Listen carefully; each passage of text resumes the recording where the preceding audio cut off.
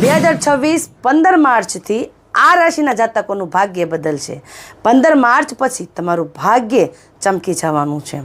15 March કોઈ સામાન્ય તારીખ નથી। આ એવી ક્ષણ છે જ્યારે ભાગ્ય શાંતિથી વળાંક લે છે, જે આખરે તમારું જીવન બદલી નાખશે। વૃષભ રાશિ, મિથુન રાશિ, અચાનક નાણાકીય લાભ થશે। તમારા લાઈફમાં એવો પડાવ આવશે જે ભવિષ્ય નક્કી કરશે।